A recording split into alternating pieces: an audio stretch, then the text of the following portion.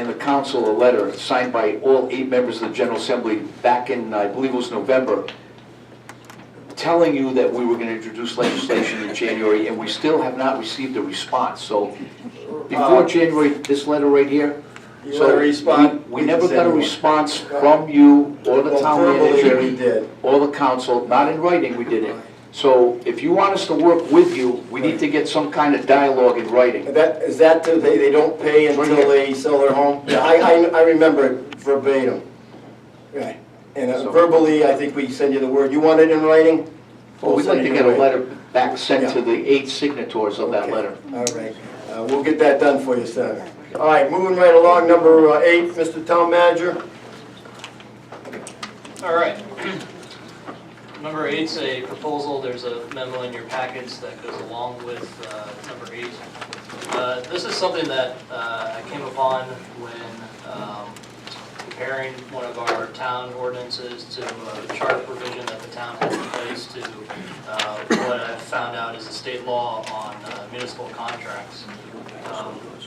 What I'm proposing that be examined is having the town of Coventry excluded from state statute 4555 because it's redundant in many of the town's requirements. Our purchasing requirements already require anything above $10,000 to go out for bid. The state law has a similar requirement, but it's worded differently where it's for construction materials, and then anything over $5,000 has to go out for bid. So it's contradictory to what the town has in place as an existing law. And I think this is something that might have happened just over time when the town enacted an ordinance and the state law was enacted in 1992. And it's just where the state law was put in place and then the town's ordinance might have been put in place before then. So it's just something that it provides a headache for me and my staff when we're going out for procurement on items. Mr. Mayor, I have a question. I actually looked up, I went to the awarding of municipal contracts 45-55-5.2, and it applies to the town of North Smithfield. Is that the one you're referring to? So I'm looking at it right here. My eyes going? 45-55-5.2. There is a exemption in place for, I believe it's Smithfield Fire Department, if I'm not mistaken. There it is. That's it, yeah. Okay. So there are some municipalities in the state that this applies to. There's also applications to the local government, the insurance, the trust is excluded from these purchasing requirements. Again, the state has both in its, the town has in its charter a requirement to go out for bid for anything over $10,000, as well as a ordinance within its set of ordinances that sets specific guidelines for how the town should go out for bid and purchases. So if we submitted legislation to exclude you and you had a purchase that you needed to make that was under $10,000, how would you award that contract? So right now, our ordinance, the town ordinance, provides those guidelines for anything under $10,000 that we can purchase. Correct. So usually right now, our current practice is anything under $10,000, we'll go out and get a couple estimates for. Anything over $10,000, we'll go out for a bid for. You'd get a couple of estimates. Correct. Well, when I looked this up, in fact, it brought to mind something that I wasn't present for at the last meeting, but I know that there will be a survey going out regarding this sewer assessment, a $36,000 survey. That went out to bid. It has not, no. So one of the things that also is in conflict between the state law and the town's ordinance is the require for professional services and what is classified as a professional service. The town's ordinance allows the town to contract with professional services such as engineering, attorneys, other such services where the state law limits that to, I believe, just engineers and architects. But I thought I read in the paper that a company had already been chosen and identified. No, we're using our sewer engineer to help us identify a company. And that doesn't have to go out to bid. Is that correct, Mr. Gorham? It's professional services. I don't think it's required under 4555, but I haven't, you're the first person that asked me that question directly, so I'm not. Can you use your microphone? What section on 4555? 4555. Dash 1, Um, dash 2, there's quite a few sections. There's quite a few sections on it, so we're exactly on 45 There are 17 dash sections. 55. Yeah, there are 17 sections, and it gets really into the minutia of how a municipality should purchase items. And again, it conflicts, a lot of it conflicts with the town's ordinance. But what section are you asking us to amend? So You're what gonna give us a section. we're asking to exclude the town from the entire purchasing chapter because it's redundant of what the town already has in place. So we'd have to make a new section. Correct. 45, 55, 18. So you would ask to be exempt from everything of 45, from 4555-1 to 4555-17. Correct. And even the penalties? Yes, because we have our own procurement laws in place.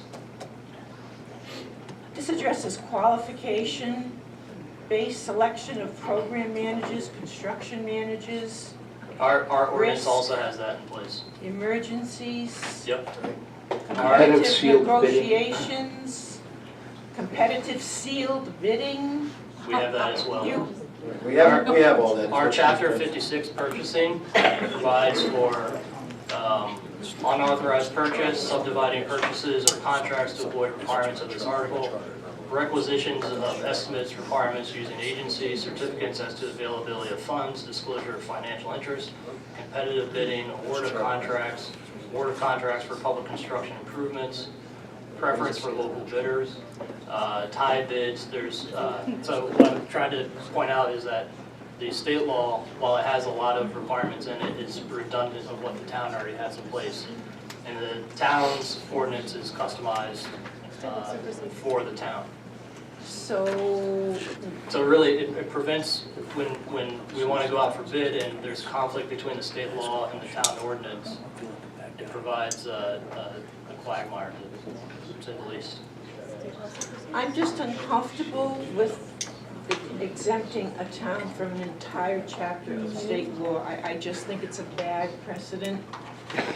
That's my personal opinion. If I may add. Yes, Mr. Representative Chippendale? Thank you, Mr. Waters. That's a state law, and while your ordinances and charter agree with it to an extent, were the state to exempt Coventry on the basis that you have essentially the same rules, the town could just go right on ahead and change those rules once the law exempted the town. Therefore, that will never happen, ever. Yes. It's already in place for But not for the same reason. All right, well, topic has been raised. Representative Morgan? Not on this topic. I'm going to ask Mr. Tebow some questions. That's all. Well, all right, let's stay on this topic, all right? And then we're gonna have open legislative session questions later, I guess, right after this. Right, any other, on this matter before us on number 8? Yes, Okay, yes. yes. I agree also before Mr. Chippendale said, I agree. I am concerned that we could change our ordinance at any time. Change our charter. In the ordinance. So, no, I would not want to see Well, the charter would have to go out to the vote. I understand that, but we can certainly change that ordinance. If you're concerned with that the ordinance isn't following state law, perhaps we just change the ordinance to We can follow do that. state law. Okay. I think that would be I was much just taking the easier. opportunity. since Yeah, it's no, I ordinance. just, All right. If I may, I have the same concerns, what if our councils change, every 4 years? And if another council came in and decided to get a charter review commission and change the law, I think, Representative Chippendale is correct. I mean, you would open up a real can of worms and they would never do that because, I think it's good that we could probably change our ordinance to match the state. It was pretty close. So I agree with that. Okay. Imagine that, we agree on something. Imagine Well that. done. Okay, now we'll go down to 9, and it's, according to the agenda, open discussion on upcoming legislative session. Would that be qualified to that question you had, Representative Morgan? I had questions for Mr. Tebow. Right. Well, And that okay. was about my original It's not like- questions. all right. And you gave me some answers, but I'm not quite Yeah, sure. let him get to a mic if he might. I'm gonna share mine.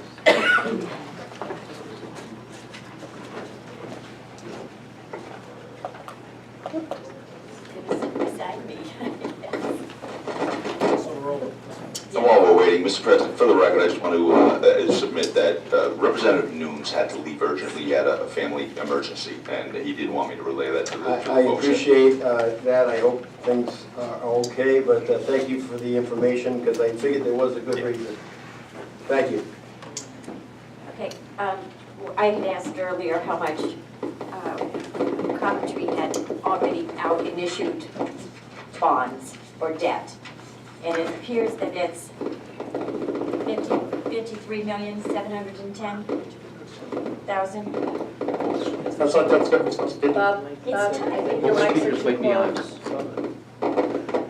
Yeah, you're talking, it's okay. Oh, it's her mic. It's her mic. $53.7 million as of the beginning of fiscal 18. Okay, and what's the bonding, how much bonding capacity do we have? Approximately 25 to $30 million is 3% of the total assessed value released by state law. So you have a total of, so you have, is there 80 million is what the total amount you can put into debt? Yeah, I don't have the exact number from me, but I believe it's 3% of the total assessed value. And we did the calculation a couple of months ago.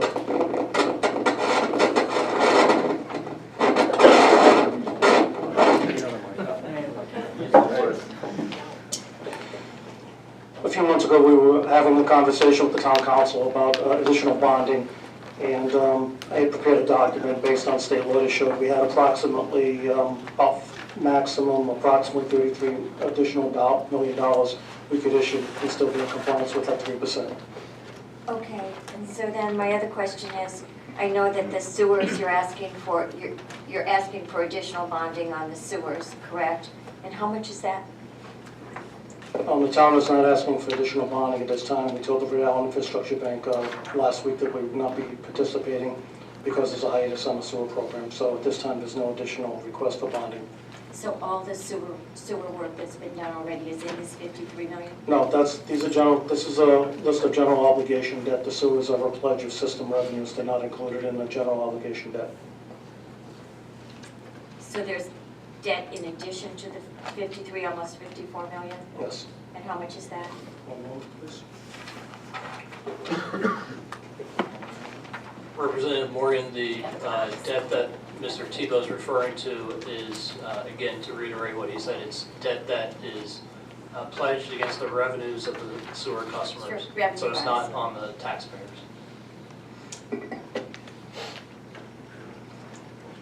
It's not on all the taxpayers, but it's on some of the taxpayers. Is that right? It's ratepayers? It's on the customers of the The sewer ratepayers. system, yes. The annual debt service for sewer, including West Warwick, is about $2.5 million annually. Do you know what the total is? That's about around approximately $28 million in total. Okay, that's what I needed to know. Thank you. Okay. Any other upcoming legislative session discussion from our school committee, which we haven't heard from in a while? our state delegation or the council? Go ahead. Basically, Mr. President, I think there's going to be a lot of legislation pertaining to Coventry. I mentioned the two about regarding the sewer. We mentioned one regarding the schools. But also, I see the sign in front of us regarding the gun range. Is there any proposals from you or the council to strengthen state law against open gun ranges in Coventry? I know that's a hot issue. I know we addressed the asphalt issue years ago where I had introduced a bill, it became state law prohibiting any additional asphalt plants on Reservoir Road in that region. So I'm not sure if that is a topic to be discussed. I know there was there's another meeting being scheduled, I believe in January, but is there anything in state statute that we should strengthen to prohibit open gun ranges? That's something that we want to... I don't have that information at this time. I don't know if anything is being thought of regarding state legislation, for that matter. Obviously, zoning has been determined over the years by the councils. And, you know, like I say, personally, it's up to the zoning board and their decision. I hope they choose well. I think it could be other places, but we are not one to make recommendations to the zoning. We appoint them to make those decisions. As far as if the council wants to entertain some proposals to send for General Assembly, I don't know if that's needed, but I'm not ruling it out. Councilor, would you think that'd be necessary to make general legislation affecting Coventry, or would that be all over the state? I guess is my question, Senator. Are you talking about all On over the the asphalt state? plants, it was just for No. Coventry because the zoning ordinances were very weak and we Right. had introduced a bill to prohibit any additional understand that. asphalt plants within the vicinity of a school. So instead of putting the word asphalt, we'll put the word gun range. So I think hopefully the delegation and I can research it, and if there's something that we need to assist you in case the zoning laws are weak Right. at the present time. I I'm not sure, understand. so. Mr. Gorham? The Zoning Enabling Act, which the General Assembly enacts, I believe gives the town, through its zoning ordinance, through its town council, plenary power to either allow or not allow gun ranges anywhere in town. There was a change in 2012 that allowed them in RR3. Before that, they were not allowed. In 2012, there was an amendment. There was no public comment whatsoever. I reviewed the minutes that allowed the gun ranges, any gun range in RR3 by special use permit. And the President Chivley is correct. It's now in the hands of the zoning board. If the town council wanted to, it could change that permit, change the zoning ordinance to say that it's not allowed in that district. However, even if the council did that, and even if the General Assembly specifically proscribed that by some act, it wouldn't affect the application that's pending, because, you know, there's a vested rights clause that the General Assembly has placed in the Zoning Enabling Act. So, as far as the particular application that's pending, there really isn't a lot you can do right now. But if you wanted to proscribe future applications like this one, there is something that the General Assembly could do, and there's also something that the Town Council could do under the existing Enabling Act. Does that help? Mr. President, can I ask a question? It's Dave Florio. Oh, yes, I couldn't see, I'm sorry. Yes, It'll be- Mr. Florio. It'll be a quick one, Mr. President. Mr. President, if the person who wants to do the gun range decides he wants to change the application or the range itself, wouldn't he have to go back, instead of bringing it before the zoning, wouldn't he have to bring it back to planning if that happens? Would you know that, Mr. Gorham? If he I'm not decides he gonna wants to opine change on it? that, because that's before the zoning board right now, and it would just not be appropriate for me to start commenting on that since my firm is representing the zoning board. Well,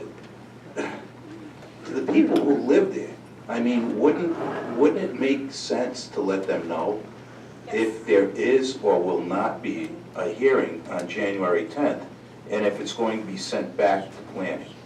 I really would not be, it would be inappropriate for me to comment on that here, really, in this forum. It just Thank would you. not be the right thing to do. Okay, thank you, Mr. Cole. Very aware of the situation. Thank I you. think we all are.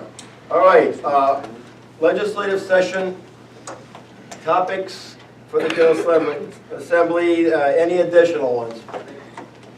We're on number 9 now? Yes.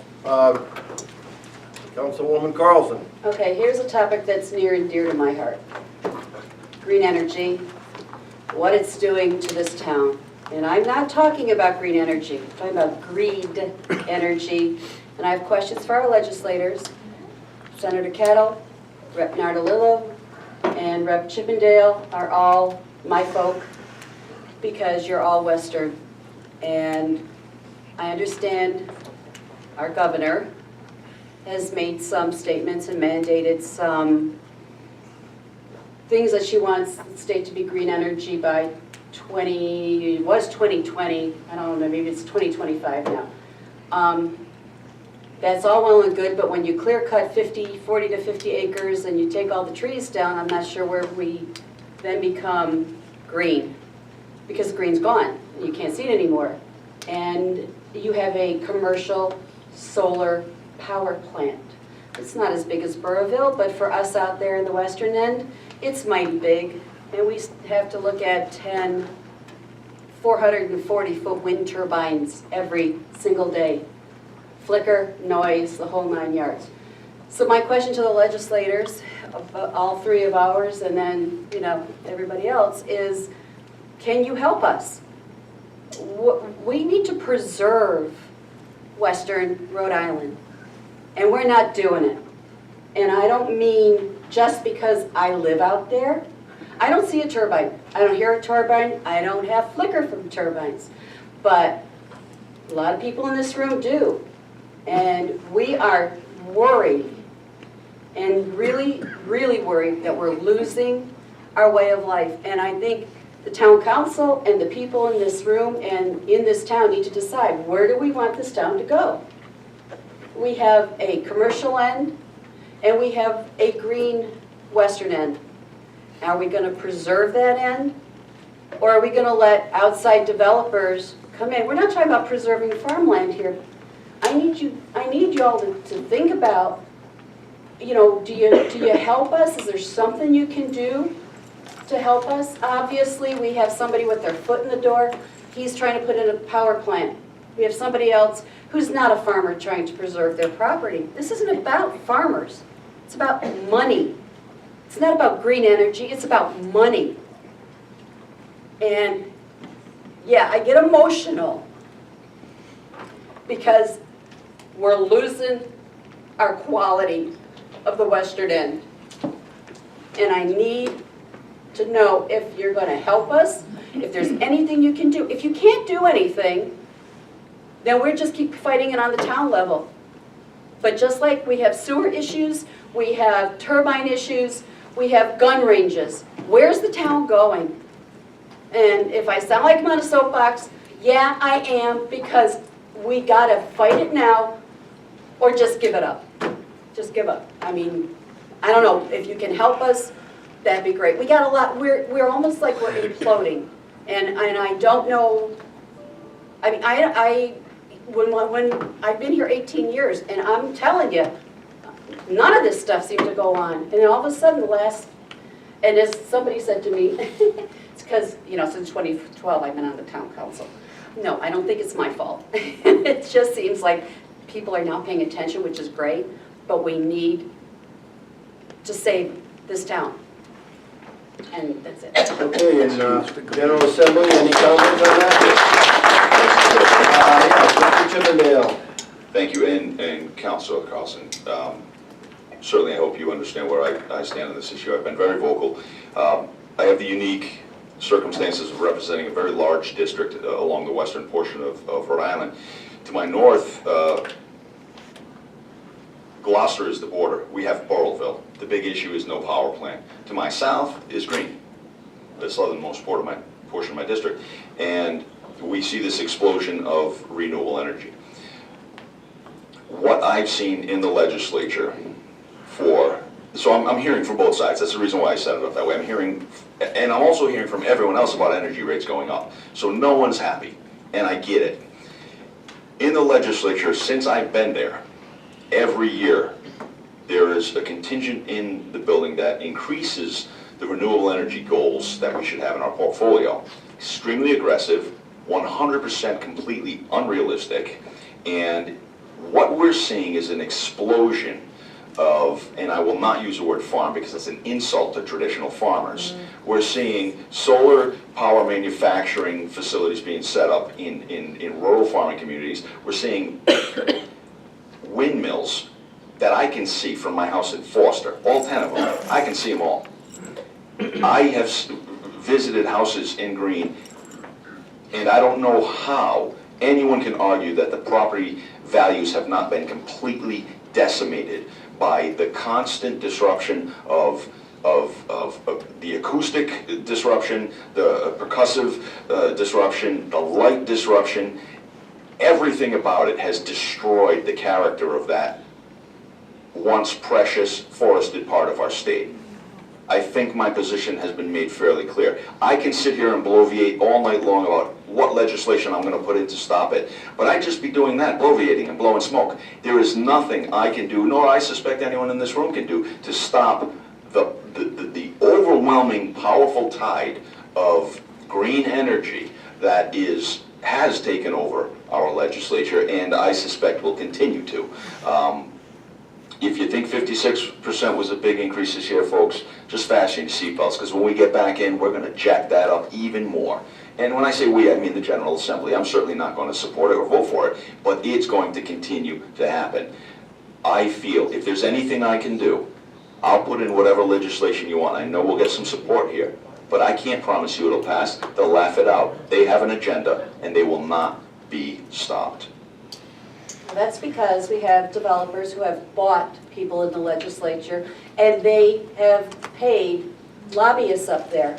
Yes. And you guys can't fight it. I understand that, but if there's anything you can do. Looking into the future also, I mean, when the subsidies dry up, and this is all being it's subsidy driven, the developers coming in because of the subsidies. When that dries up, that quaint industry of making a lot of money with windmills and whatnot is going to go away very quickly. The property rights issue is the biggest struggle. People have the right to do what they want with their property, but when it affects everyone around them, you have to look at it.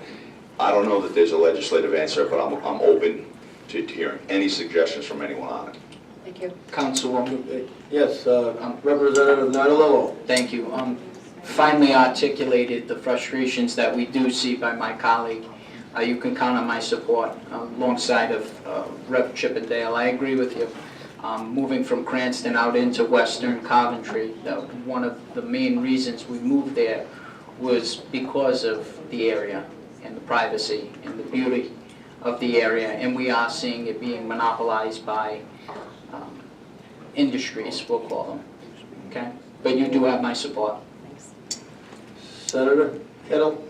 Thank you, and thank you, Councilwoman, for bringing this issue up. Obviously, this is very important to the people of Western Coventry, and you have my support. The people have always had my support.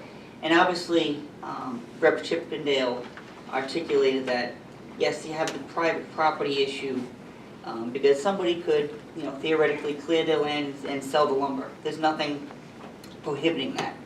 But when it affects the people around them, obviously, we have an issue. And I think the one thing that the representative alluded to is these goals for renewable energy. I mean, who can argue against renewable energy? Especially you got the turbines out in Providence, not bothering anybody. But it doesn't meet the demand. And again, that's going to be the problem with going into the future years is with these electric rate increases. All right, well, we don't want the renewable energy because it can't meet the demand, and yet we don't want this power plant. So what's the alternative? Just keep raising the electrical rate. So unfortunately, it's not a simple, solution. But if they can find a spot for these facilities that are, away from our green areas, I think that would be a better alternative. Well, there's certainly enough parking lots where we can put the solar over the parking lots. We have a landfill on Arnold Road. I mean, I'm talking about our town. It doesn't have to go out where it's going. There are lots of, I know, Airport Road, Sand dunes, I mean, there's a myriad of locations. But I don't think anybody encourages that. They buy acreage out in our end. And it's cheaper. Yes, it is It's cheaper. cheaper. It is cheaper. It's cheaper than, Olmax, all those places, but I appreciate whatever anybody can encourage, because it doesn't, renewable energy isn't paying for itself. We're paying for renewable energy in our bills every month.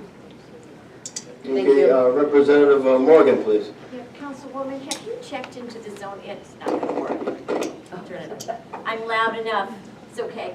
Have you checked into zoning laws? Because my colleagues are right, trying to control it at the state level, there is such a momentum there and such a force, for a lot of reasons, that renewable energy, we've set higher and higher targets every year.